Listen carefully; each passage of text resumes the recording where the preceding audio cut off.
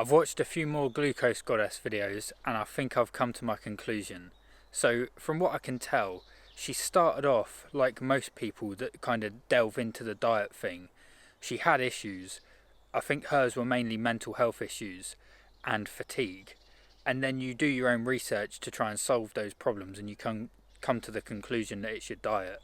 So she was studying biochemistry as biochemistry in a teaching context, as far as I can tell. That's why she's such a good communicator and good at getting the information across. Then went down the glucose rabbit hole and found that glucose spikes cause the issues. So they cause brain fog and fatigue. So if you can level out glucose spikes throughout the day, then that's going to be the solution. So she's done all of her research on that, and that's the message she teaches, that glucose spikes are bad and a level glucose is good. But what I've found from watching her videos, and they're all really good, I learn a lot when I watch the videos. There's always kind of like something I didn't know that I take away from each episode that I watch. But I found, so for example, in the last video I watched, she basically says if you have a big glucose spike, that's bad, so you want to avoid that.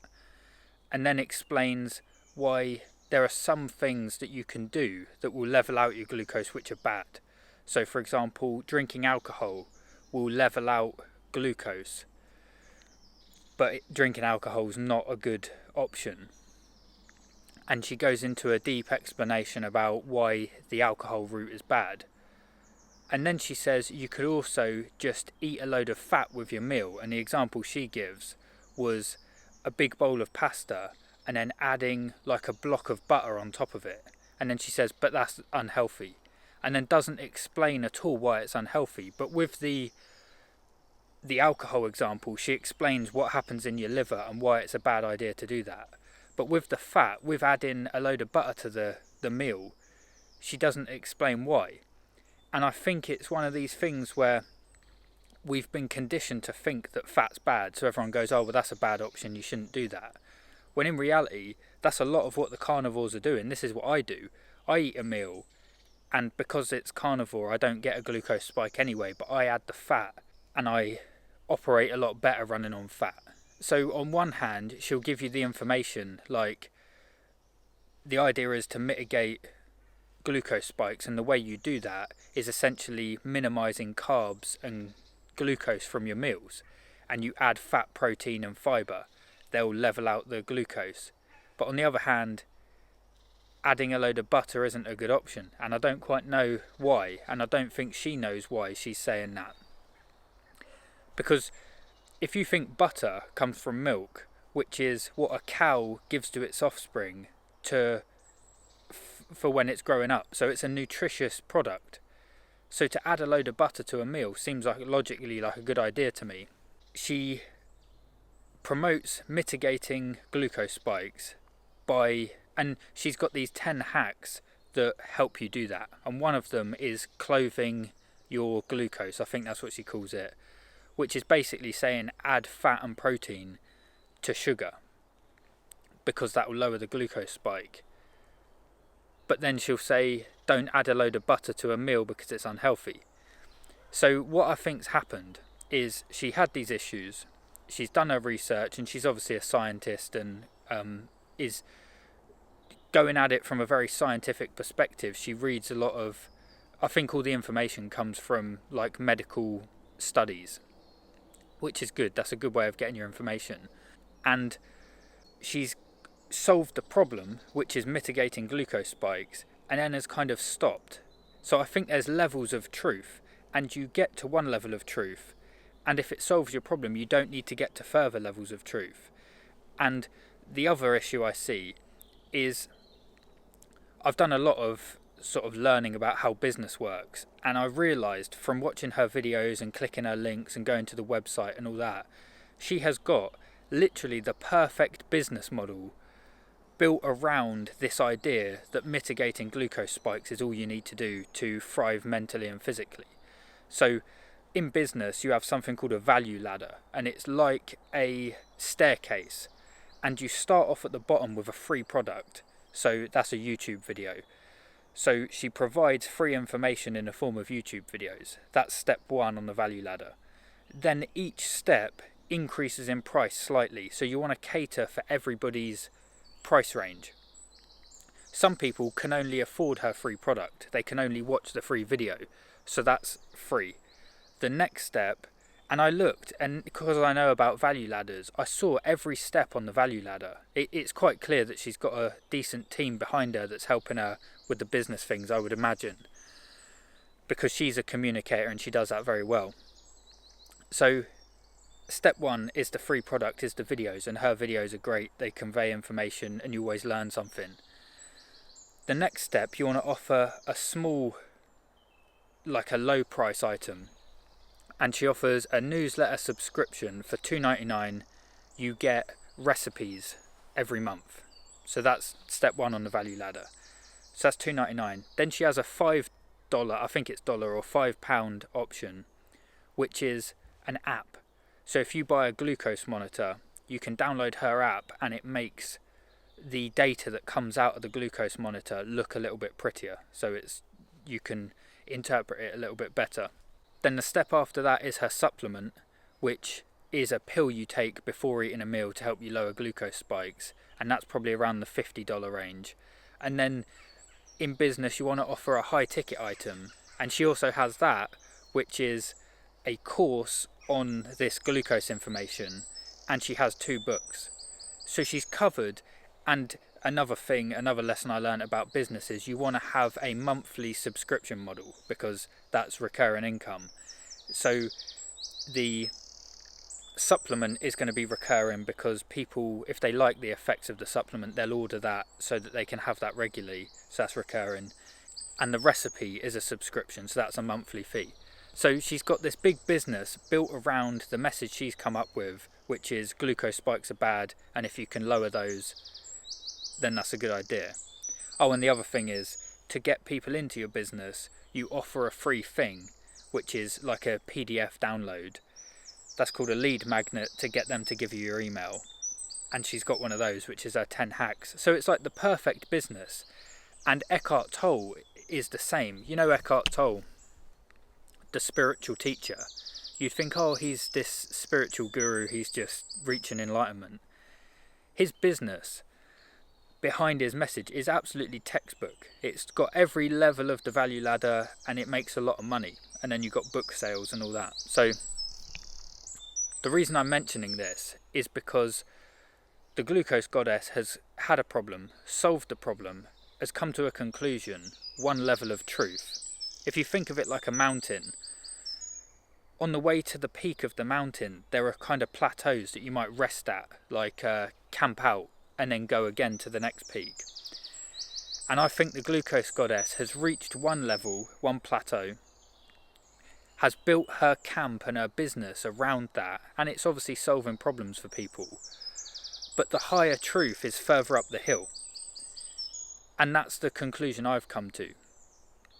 And I think it's a shame, because looking at the research she's done, the information she's come to, she's a lot better at it than I am. She's focusing on in a very scientific way, and coming to very important, valuable conclusions. But now she's going to stop. Glucose causes glucose spikes. That's all your issues. Mitigate the glucose spike with my supplement and the 10 hacks I recommend, and eating in a certain order and all that. Job done. But if she continued on up the hill, and then but at the moment she's continuing to say things like, if you add a load of butter to a meal, that's unhealthy. I don't know why it's unhealthy, it just is, because it's common knowledge that fat's bad. But if she carried on with the same research-minded approach, looking at studies, she would probably end up at a similar conclusion that we're coming to on the channel. And I just think we're ahead of our time at the moment with the stuff we're talking about. And as new scientific research comes out, her message might change. But the problem is, when you build a business around a certain thing, you now have a financial incentive not to do any more research. Because if the research comes out, if she went down the rabbit hole on the carnivore diet, right, and come to the same conclusion that all plants are bad because they contain defence chemicals, she now can't sell her supplement. And 1/3 of her recipes are fully plant-based. So now she's got to stop that. So now there's a monetary reason why she doesn't need to do any more research. She might have reached one level of truth, but you can't go further up. So this is just something that I see. I think the information she's providing is great, but I think it's limited. And I see certain things that I just think, oh, you're probably a couple of years away from coming to that conclusion. Like the butter. Why is adding a load of butter to pasta a bad idea? Why is that unhealthy? I don't think she knows. But now she's got 2 books and a whole business around a certain message. So to change that message, she'd have to rewrite her books and rebuild her business. So that is something that I see as a bit of a problem. So that's my conclusion. She's reached a level of truth and isn't going to go any further. But with me, I tend to not care. I don't have a vested interest in a certain thing.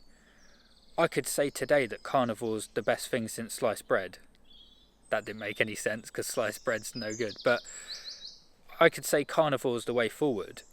And then next week go, I was wrong, it's actually fruit. Now if I jump around like that and don't come to any conclusions, it's not very helpful. But what I'm saying is, and maybe if I build a business around a certain thing like the carnivore diet, then I'll be stuck and I won't be able to promote something else. But that's what I've come to. The information she's putting out is great. It's obviously resonating with a lot of people, and it can help. What she's saying, her 10 hacks and her supplement will lower the glucose spike. They will give you more level energy throughout the day, but it's not optimal. So I'm just looking for the main truth. And if she come out and said, right, I've done all the research, the optimal diet is carnivore with high fat, that's optimal. Nobody wants to eat like that because it's boring. We want to enjoy the food we're eating. So now you know that. It's like the North Star. Once you know where the North Star is, you can navigate from it. You don't have to head there, but you can navigate from it. So that's why I do the research. I like to know how are we meant to be eating? Because everything she says is glucose spikes are bad and plants are glucose. That's what they're made out of. That was one of her last videos I watched. Very interesting how glucose, like carbohydrate, comes from carbon, which is what plants take in from the air, and hydrate, which is the water they take out of the ground. So a plant is a carbohydrate because it's a carbon water. It just makes a lot of sense. That would also suggest that you shouldn't be eating plants, because if glucose spikes are the problem and the solution is to have fat and protein with your meals, then surely getting rid of plants. So that's the conclusion I've come to. And I don't know whether the glucose goddess will get there, because I think there's too much in the way now for her to come to that conclusion. And she's catering for a younger audience, a lot of which want to be plant-based. So I think it's tricky. I don't think she can be as... I don't know if it's controversial, but I can say what I want. I can come on here and say carnivore diet's the way forward, and I don't have any limiting factors to doing that. So this is probably the last video I'll do on the glucose goddess. Her videos are great, very informative, and yeah, I'd recommend checking them out because they've taught me a lot. It's a lot about what I'd already kind of known, but it's a different angle. I just think there are some gaps, and maybe as new data comes out, it's just frustrating because there are a lot of people doing very well on the carnivore diet, and not only the carnivore diet, but a ketogenic diet. If we just say that, that's more acceptable. A ketogenic diet does what she's saying. It limits glucose spikes. There are a lot of people doing very well on it, and we're kind of as a community going, oh, this really works, this is the way forward. And then as soon as you put that on the internet, you get somebody go, oh, you're a nutter, like, we're omnivores, you need to eat this, eat that. So I just thought I'd check her content out. It's doing very well, like good views, a lot of people are resonating with it. So as always, do your own research and figure out what works for you. And it's just, I just see these myths, these things that we all know are true, and I don't know if they are true. It just struck me that she's come to the same conclusion, that glucose, sugar and carbs are a problem and they're causing fatigue, inflammation, brain fog, mental and physical health issues. But the solution is keep eating them, just take a pill to stop the effects of it, rather than eliminate them. Yeah, it seems strange, but do your research, figure out what works for you. I just like having these conversations because I can see a time in 5 years where it's completely common knowledge that sugar, plants, carbohydrates are not the optimal way of eating, and people are they have very strong opinions at the moment. And it was the same with coronavirus. There's information coming out now that the vaccines are dangerous and all of that.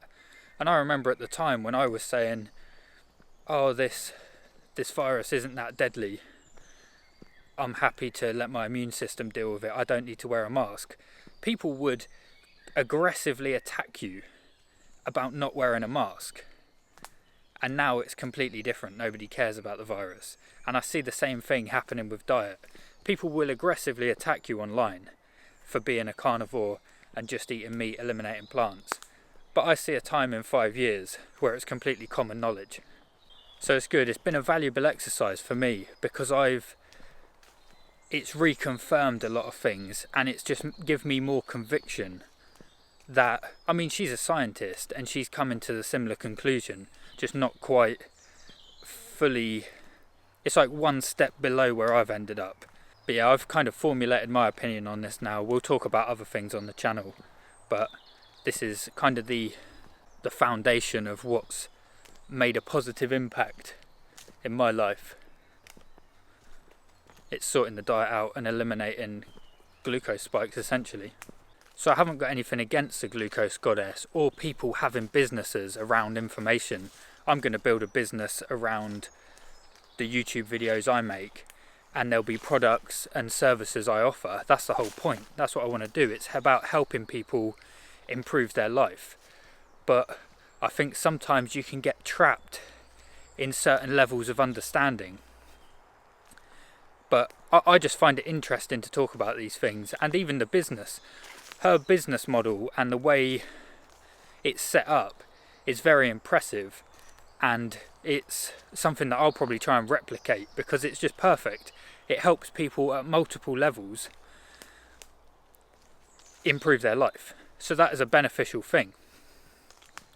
But I don't know if you sort of understand where I'm coming from with, she's like reached a certain point and then is not going to go any further. And I see this a lot with influencers. But yeah, either way, she's a net positive. If she's helping people with these symptoms and issues, then it's all good. I've made 2 other videos checking out some of Glucose Goddess's other information and sort of giving my thoughts on it. So go check those out and let me know what you think. One other point as well is people's level of conviction. When I make these videos, I always come on and go, oh, this isn't common knowledge, but it seems logical to me that this thing is true. It goes against the grain. But people will come at you because there's a little bit of science behind it and be with full conviction. Again, like with the coronavirus, you've got to get the vaccine, you've got to get 4 jabs, and you've got to wear a mask. The science says this. And then my critical brain goes, well, having a mask on where you breathe in your own carbon dioxide doesn't seem like a good idea. And I remember early on, I found a video of a firefighter who had I think it was a carbon dioxide meter. And he said, this thing tells us if we can go into a burning building or not. It measures the level of carbon dioxide. So he put the meter in and if it's too high you can't go in and you need like a respirator, oxygen. And he did a video where he wore one of those, you know, those standard masks we were wearing for coronavirus, put the carbon dioxide meter in, and within about 10 seconds it exceeded the safe limit. It was way higher, and they wouldn't let you go into a building if it had that level of carbon dioxide. So he said this is completely unsafe to wear this, and we breathe out carbon dioxide for a reason and breathe in oxygen. So if you're wearing this mask over your face where you're breathing in your own carbon dioxide, that didn't seem like a good idea to me. So when I refused to wear a mask in supermarkets and I wore one of those exemption things, people would aggressively shout at me and say, "Why are you not wearing a mask? You're endangering these elderly people." And now nobody wears a mask. And now there's information coming out that the vaccines are dangerous. So when I didn't get a vaccine and I'm getting people attack me aggressively, well, where are they now? Do you know what I mean? Where are they? Where's their scientific information now? So you've got to be careful with just taking things, like making assumptions based on science. So like when Glucose Goddess says, yeah, don't use alcohol to lower your glucose spike, and don't just add a load of fat to your meal because that's unhealthy. Well, why is it? And in 5 years' time, is she going to be saying, oh, if you want to lower your glucose spike, just add a lump of butter to your meal? So I always anticipate being wrong, because I'm wrong 90% of the time. That's why I can sort of learn. Because when I'm wrong, I go, well, that wasn't the one. Like I did meat and fruit. And you've probably, if you've followed my videos for a little while, or just go and look back, I have been all over the place. I even went from eating meat and fruit to eating a normal standard American Western diet. I was literally eating Kit Kats to test it because I'm willing to be wrong. So I just see, and I see it when I see the comments and people have their stance very viciously and they're like aggressively telling me that I'm wrong for eating a certain way. I just think, oh, we'll see in 5 years' time. We'll see what the science says then. And I think the science will catch up, but it's just a little bit slow at the moment. So for all the people eating chunks of butter online, I think you're ahead of the curve. But we'll see. I might be wrong. I've been wrong before.